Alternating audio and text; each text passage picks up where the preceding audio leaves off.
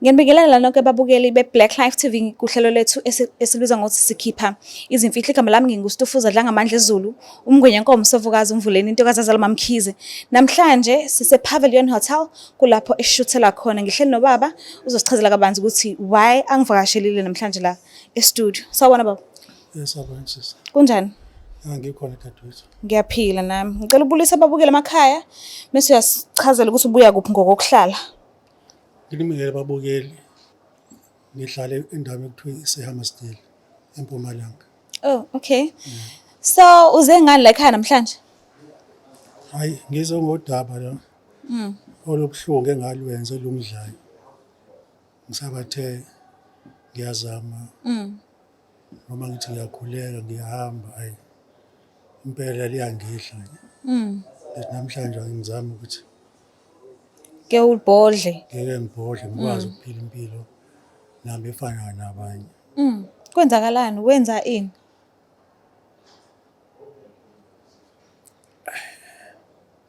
Empeleni anginamakhumbi. Sibabili ekhaya. Kunomfowethu omunye omncane Yebo. engamfaka embonini yamatekisi. Yebo. Ekuhambeni kwesikhathi umfowethu lona shothi izinto zimhambile kahle. Ngibona amatekisi ebemaningi kuyena kwasuka nezimpi ke khona eMpumalanga. Ezami imoto kwasho ukuthi zangena einkingeni zokuthi ziginqe kodwa ziginqikela nje ngamaphutha abashayeli. Umfowethu ke lo yena wasimama impela ngoba ngambona esenamatekisi ayishumi. Lapho wena wamfaka kule mboni yama-taxi. Okubuhlungu yiloko ukuthi hayi imina ngamfundisayo ngamfaka kule mboni. Hey kwavuka umona ke kumina. Ngahamba ngazama ukumdayisa ukuthi mhlambe adubuleke. Ngenhlanhla kwangenzeka. Yaqhubeka lento le. Ngaze ngayinyangeni. Inyanga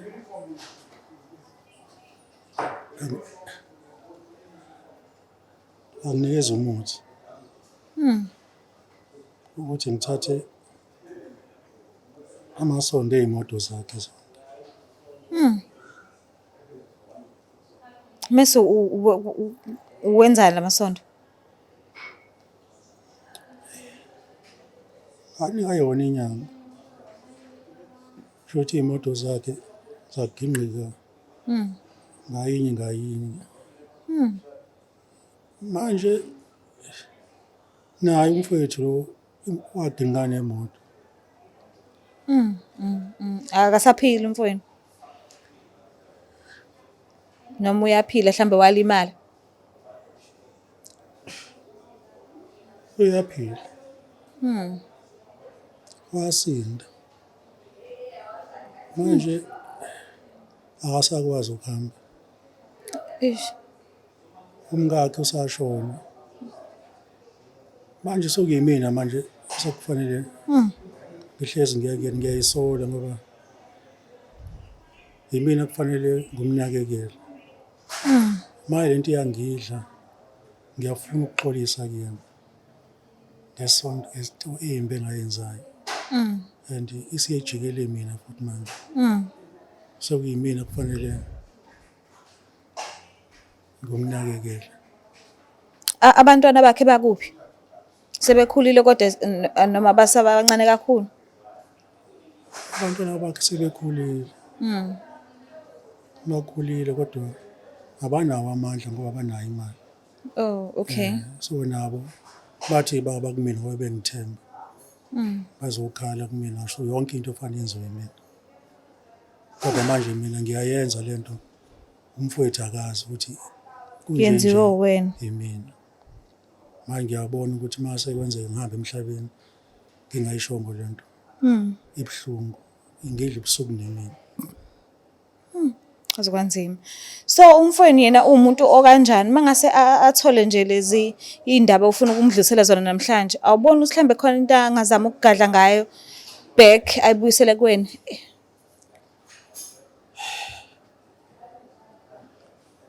Angazi kodwa ingakayena umuntu onenhliziyo embi. Umuntu olungile. Kodwa futhi akukho engase ngikwenze.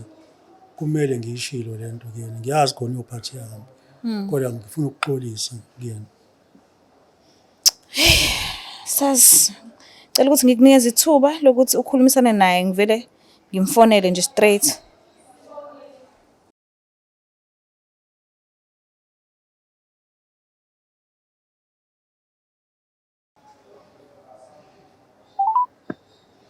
Hello. Sawubona. Yebo sabona. Kunjani? Ngiyaphila sisi njani? Siyaphila nathi. Ngikhuluma nawe sikulalela kuhlelo esithi sikhipha izimfihlo ka Black Life TV. Igama lami nginguStufuza Dlangamandla. So ngihleli nomfowenu omdala la uthe ucela ukukhulumisana nawe. Bengicela ukuthi nje umlalele. Okay, alright. Okay, ngakhuluma. Okay. Sabona baba. Yebo sabona bafo. Kunjani mfowethu? Ngiyaphila mfowethu. Usakwazi. Akuyaphileka. Hayi kuhle. Nami ngilana ngithi ngicela ukuthi ukukhuluma nawe into engakazi ngikutshele yona. Ngifuna ukuhlambuluka kuwena. Awu bafo. Awu usungaze kube khona abantu abathintayo sikwazi ukukhuluma. Ngoba uyakwazi nje ekhaya. Bafo kube nzima ukuthi ngikwazi ukubheka. Kodwa kufika isikhathi manje ukuthi ngihlambuluke ngoba lento iyangidla phakathi. Kanti into enzima kangakanani le bafethu lokuthi ungangakwazi ukubheka. Bafo njengoba wazi ukuthi walimala engozini yemoto. Yeah. Njengoba uyibona usuhamba ngesihlalo. Kungenxa yami. Awu bafo. Kanjani bafo? Ungayenza njani into njengaleyo? Ngicela nje uxolo kuwena. Hayi bo ukuthi bafo. ngaqala kanjani ngoba ngangena umona ngokuthi wena amakhumbi akho ayanda kunawami. Hawu bafo. Usungazi ngilenza into ebuhlungu kanjena bafo. Ngingakwazi ngingabe ngisaqhubeka nokuthi ngisebenze, ngingakwazi ukuthi ngihambele. Wazi samshophe hayi bafo. Yini kodwa into ngenza yona bafo? Ngixolele. Ngiyacela. Hawu bafo. Ngidonsa kanzima nabantwana lana angisakwazi ukuthi ngibanakalele ngendlela kodwa bafo kodwa bafo yini kodwa wangenelwa yini kodwa hayibo bafo. Ngangena usathane bafo. Ngicela nje ukuhlambuluka kuwena. Ngikhuluma iqiniso. Ngiyayisola ngento engayenza khona. Angazi ukuthi khona manje bafo ngisakwazi ukuhamba. ngiyazi. Angisakwazi ukuthi ngizenzele izinto njengakuqala. Ngiyazi. Cela ungixolele. Yabo. Impilo isinzima kumina. Isibhlungu manje kudala ukuthi kube khona abantu abazonginakelela abazongigada. Noma kuthiwa khona ngifuna ukuya khona futhi ngihambe nabantu bafo. Kodwa bafo yini lento ongenza lebuhlungu kanjena kodwa mfowethu. Ngiyaxolisa bafo. Sisuka esifuna esodwa sobabili kodwa bafo. Usathane wangena enhlizweni yami. Kanziwa umona. Manje lento le angilali ebusuku ngiyayicabanga. Manje ngiyafisa ukuthi ngikutshele yona ukuze ngibhodle ngobuhlungu engabenza kuwena ngenxa yomona. Bafo yazi bafo yazi. Cela ungixolele. Ay. Ngiyazi khona ukuthi na ushukela yonke lonto lena yabona nje bafo. Kuwa nje indlela impilo yami ovuteni wayimisa nje yama ngalento lento. Kanti sonke lesi sikhathi uthuli nje uyazi ukuthi wenzeni. Bafo. Bafo ngiyakuzwa. Ngiyacela bafo ukuthi ungixolele. Bafo kumele ukuthi siqoqe umndeni bafo. Noma yikho. Uhlangane besiyakhulunywa futhi uyalikhuluma lolu daba sihlangene sisonke bafo. Noma yikho. Ngoba njengamanje okwamanje nje bafike ngikwazi ukubhekana nawe. ngeke ngikwazi ngempela ukubhekana nawo kuzoba nzima kakhulu. Ngizozama ukuthi ngikhulume nomalume bafonele bonke bese ukuze sikwazi ukuthi ukuze sikwazi ukuthi sikhulume lolu daba bafo. Mina ngikufisa Inzima lento. ungixolele. Hayi bafo ngizobuye ngikuthinteke bafo omalume uma sengibathintile ngoba lolu daba lolu thanda ukuthi bekucanga phela manje yami impilo imile manje. Ngoba sengama lesihlalo lesi ngeke ngisakwazi ukuthi ngilokhulana ukuthi ngiphinde ngihambe. Ngiyakwazi baba isono sami lo. Hayi inzima kakhulu impilo yenzile mina. Ngiyaxolisa. Kunzima kakhulu mina. Hayi bafo ngizobe ngikuthinte bafo lapho sibuhlungu yes. Sibonga kakhulu baba ukuthi usiphe isikhathi sakho. Okay, Bye. ngiyabonga kakhulu. Bye.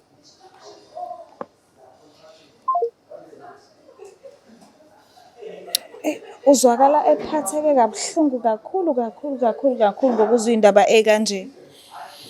Kodwa kona-ke usunjani-ke enhlizweni yakho usukuphimisile okade kukucindezela? Mhlawumbe ubuthongo buzofika. Nokuthi uma kwenzeka ngidlule emhlabeni. Ngazi ukuthi uNkulunkulu uyongixolela ngesona engasenzayo. Bengeke lula ukuthi ngithule nendaba engaka. Ngibe ngibona ukuthi angilali ebusuku. Ngimbona umfowethu ehlupheka eseyinhlungwini. Ngibe ngazi ukuthi ingenxa yami ngomona owangena enhlizweni yami. Kumuntu osekhaya engazi kahle ukuthi uyalibukela lolu hlelo and iqondene nokuthi impilo yakho yenzeke mhlambe ngendlela nebecabanga ukwenza ngayo kumuntu wakubo mebona izinto zakhe esimama yena ezakhe zibuyele emuva eshodoza zishona emuva ungathini kuyena ukumyala because wena usudlulile kulesi simo lesi. Engakusho nje kubalaleli ukuthi into onikezwe yona usuke unikezwe uNkulunkulu nabakini. Iplate eliphambi kwakho idla kulona. Ungadli kwelinye iplate lomunye umfowenu. Okwakho yiloko onikezwe kona. Ngoba umona awubuyiseli. Inzondo ayibuyiseli emndenini. Imindeni eminingi kuyayibuka yahlakazeka. Ngenxa nje yomona. Umona uyisifo esimbi kambi. Isifo esingalapheki. Sibonga kakhulu baba ukuthi usivakashele kuhlelo lethu. I hope usizakele ngokuthi ukubhodle obokade kusenhlizweni. Sesibukela uthi njengamanje-ke njengoba ethe ubaba uzokhona ukubiza i-meeting, akhona ukubiza umalume. Sengikufisela inhlanhla-ke ukuthi kwazi ukuthi izinto mhlambe kube khona indlela engasolveka ngayo le nkinga le esiqalile yenzeka. Yebo ngibonga kakhulu nami. Akukho ukufihlakele ngeke kuvele. Today mekuwukuthi nawe ufisa ukuthi uxhumane nathi, ungaxhumana nathi kuleyo number leyo uyibona lapho escreenini. Ngicela ukuthi ungakhohlwa ukuthi usubscribe, ulike, ushare ngiyenzela kakhulu. Bye.